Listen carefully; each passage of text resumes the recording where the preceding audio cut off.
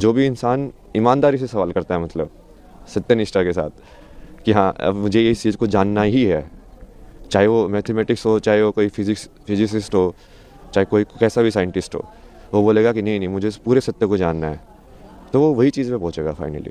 तो इस सवाल के बारे में तो सोचोगे, उसको ऐसे समझ में आया कि ये आधा अधूरा ही है, कि इससे तुमको क्या मिलेगा, मतलब ठीक है पैसे तो मिल जाएंगे, बट वो क्या तुम वो वाली चीज़ पूरी लाइफ भर कर सकते हो क्या सेम? अब वो लाइफ भर यदि नहीं कर सकते हो मतलब तुम उब जाओगे, क्योंकि माया को तुम हटा नहीं सकते हो, क्योंकि वो माया बनी हुई इसलिए एंजॉय करने के लिए, उसको जीने के लिए। बट वो यदि कनेक्शन टूट जाएगा, जो कि अभी काफ़ी टूटा हुआ है ना। बुद्ध को यही तो सवाल आई दो चार, लाइक ये बूढ़ा क्यों होता है, ये इंसान मरने के बाद क्या होता है, ये मृत्यु क्या होती है। अब आप सोच के देखो मृत्यु क्या होती है।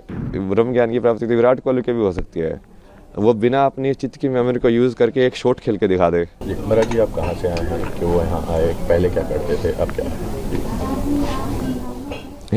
जैसे ये सवाल पहले में से कुछ पूछा था ना, कहाँ से आए हो, तो उसको बहुत सारे जवाब देता था। मैं कभी बोलता था कैलाश से आया हूँ, कभी बोलता था मैं कुंड से आया हूँ, कभी बोलता था यहाँ से आया हूँ।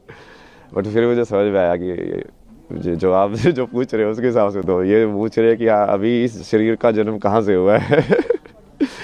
तो हाँ, उसका वो तो हरियाणा में जन्म है मेरा, हरियाणा में झज्जर जो ज़िला है, तो स्कूलिंग वगैरह वहाँ से हुई। फिर उसके बाद पढ़ाई के लिए जैसे जेई वगैरह एग्ज़ाम की तैयारी की, तो तैयारी करने के बाद फिर मुंबई गए, आईटी मुंबई, एरोस्पेस इंजीनियरिंग के बाद वही उसको ऐसे समझ में आया कि ये आधा अधूरा ही है, कि इससे तुमको क्या मिलेगा, मतलब ठीक है पैसे तो मिल जाएंगे, बट वो क्या तुम वो वाली चीज़ पूरी लाइफ भर कर सकते हो क्या सेम? अब वो लाइफ भर यदि नहीं कर सकते हो मतलब तुम उब जाओगे उस चीज़ से। तो मेरे को वैसा चाहिए था, लाइक पूरा जॉब, लाइक हाँ ऐसी चीज़ मुझे मिल जाए जो मैं करता रहूँ, बस मज़ा आता रहे, लाइफ चली जाए पूरी। और उसकी खोज में तुम निकलते गए, फिर जैसे मीनिंग ऑफ लाइफ तुम ढूंढते रहते हो, यार ये लाइफ का मतलब क्या है, मुझे क्या करना चाहिए, आगे बढ़ते जाते हो आगे बढ़ते जाते हो। उसमें बहुत सारे ऐसे रास्ते आए, बहुत सारी चीज़ें हुई बीच बीच में, यहाँ वहाँ मोड़ आए बहुत सारे, धीरे धीरे आके फिर तुमको वही फाइनली वही तुम ऐसे ही देखते हो कि जो होना होता है वो वैसे ही होता है। तो वैसे ही हुआ, सत्य तक पहुंचा मैं जैसे भी पहुंचा, लड़खड़ा के भटक भटक के। फिर उसके बाद अभी तो जैसे फिर उसको समझ में आया कि अभी जो भारत का जितना भी ये वैदिक जो ज्ञान बोलते हैं या पुराना जो संस्कृति ज्ञान बोलते हैं, वो सारा का सारा उसी के ऊपर डिपेंडेंट है। मतलब अपने जितने भी हैं नाट्य शास्त्र या जो भी बनाए गए हैं, वो सब आध्यात्म को केंद्र बिंदु लेके बनाए गए हैं।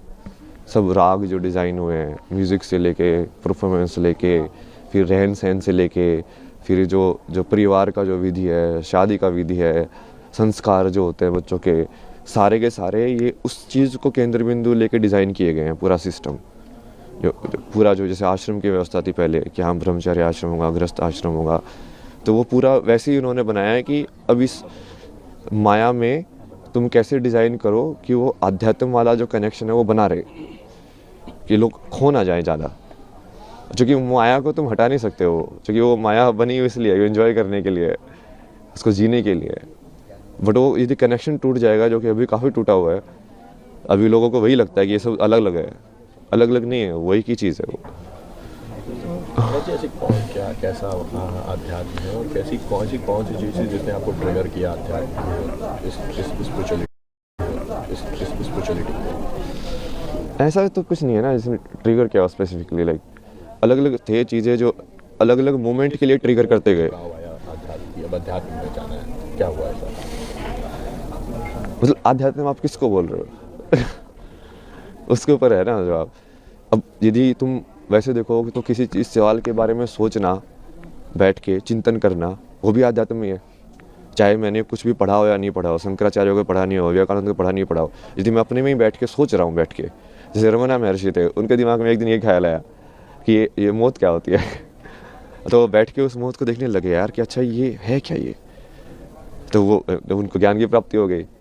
अब आप क्या बोलोगे, क्या ट्रिगर था उसका, वो क्या जरूरी थी? कुछ जरूरी नहीं थी, क्योंकि वो करने वाला तो अब वो आध्यात्म से रिलेटेड थे क्या नहीं थे, नहीं उन्होंने तो ऐसा कोई वो साधना नहीं की, कुछ संन्यास नहीं लिया, कुछ नहीं किया। तो उसमें भी वही है कि आप उस चीज़ को अलग करके देखोगे कि हाँ अध्यात्म में आ गए हो, ऐसा कुछ नहीं है।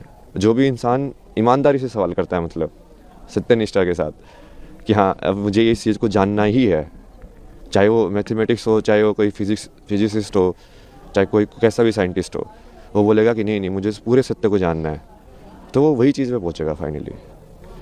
मतलब जी ऐसी कौन सी चीज़ है आज की पीढ़ी का जो आध्यात्म से एक अलग वो होता जा रहा है, उसको लेकर के क्या कहेंगे, क्या दृष्टिकोण है आध्यात्म का? क्या चीज़ है जो इस पीढ़ी को अध्यात्म से अलग कर रही है?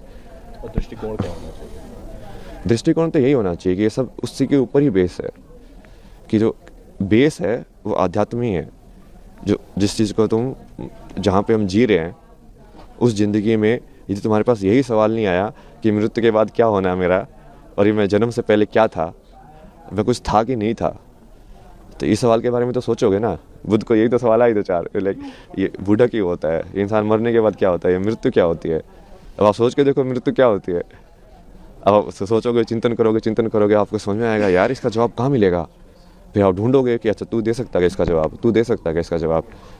मान लो सेटिस्फाई हुआ, आपको समझ में आया कि हाँ ये जवाब है, नहीं तो जो आप उसका जो पद्धति है उसको फॉलो करोगे कि हाँ अच्छा इसका ऐसे जवाब इसका पाया जा सकता है। तो उसके वही बहुत सारे तरीके हैं, बट वो हर चीज़ वही से रिलेटेड है। आप सेम चीज़ लाइक क्रिया योगा में मैंने लोगों का एग्जांपल भी दिया ना कि ब्रह्म ज्ञान की प्राप्ति विराट कोहली की भी हो सकती है।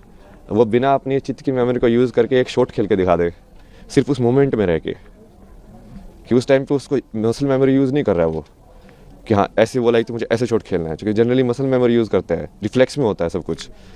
बिना रिफ्लेक्स यूज़ किए उस प्रेजेंट मेमोरी में रह के यदि वो मूवमेंट कर सकता है तो वो क्रिया योगी बन जाएगा। ऐसे डांसर लोग भी कर सकते हैं कि यदि उस पूरी मोमेंट को वो एम्बॉडी करे, पूरा चेतना के अंदर आए कि हाँ मेरा हाथ ऐसे घूम रहा है, पूरा देखेंगे हाँ वो क्रिया हो कैसे रही है, तो वो भी क्रिया योगी बन सकते हैं। तो ये कोई ऐसा नहीं है ना कि वो असली ज़िंदगी से सेपरेट है, ये एक ही चीज़ है। वो बस आप कितने डेप्थ में उसको देखना चाहते हो उसके ऊपर है। अभी हम पूरा सुपरफिशियल उसमें देख रहे हैं, और इसके भी बहुत सारे कारण हैं। मतलब ये पश्चिमी सभ्यता का असर है। अभी सुबह जैसे वो फ्रांस में एक थी, उनसे बात हो रही थी, वो यही बता रही थी कि वहाँ पे तो लोग बहुत क्लोज्ड है मतलब, और वहाँ पे लोगों को इन सब चीज़ों में इंटरेस्ट नहीं होता है। लाइक सब इंडिविजुअलिटी में और लाइक मटेरियलिज्म को और के चक्कर में पड़े रहते हैं, जो थोड़ा बहुत असर हमारे ऊपर भी हो गया है। चूँकि वो अब हमारे पर वो राज करके गए थे, हमारे अंदर इन्फीरियरिटी कॉम्प्लेक्स आ गया कि इनके अंदर कुछ तो बढ़िया होगा जिसकी वजह से ये हमसे पावरफुल बन पाए। तो हम फिर वो चीज़ को उसके पीछे पड़े हुए कि इनके पास जो था हम भी वही चीज़ सीखें ताकि वो भी रिपीट ना हो। लेकिन वो सही अप्रोच नहीं है, क्योंकि उनकी हालत देखो ना, यूएसए के अंदर 50% लोग मेंटल हेल्थ प्रॉब्लम्स में हैं। अब क्या हो, ऐसा बनना चाहते हो आप, ऐसा बनाना चाहते हो देश को? विदेशी जो होते हैं वो अध्यात्म की ओर आ रहे हैं, हमारे यहाँ आ रहे हैं, लेकिन जो हमारे लोग हैं वो कहीं ना कहीं विदेशी परंपरा को अपना रहे हैं। ऐसा यही है ना, उसकी वजह से वो ये अब जैसे आपके ऊपर मान लो कोई आपसे ज़्यादा ताकतवर है, तो आप सोचोगे यार इसके पास ऐसी कौन सी शक्ति है कि इसको ज़्यादा ताकतवर बना रही है मेरे से, तो आपका भी रुझान उसी की साइड होगा।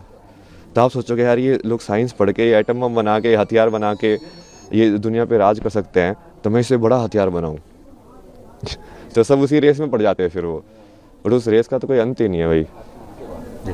मेरा जी एक और क्वेश्चन है कि ऐसा क्या था अध्यात्म में जो आप इस ओर आए, इतनी सरल ज़िंदगी छोड़ के इतनी कठिन ज़िंदगी में आने का निश्चय किया, किस तरह का परिवार में क्या इसमें रिएक्शन रहा आपका? नहीं, इसकी चॉइस नहीं होती ना।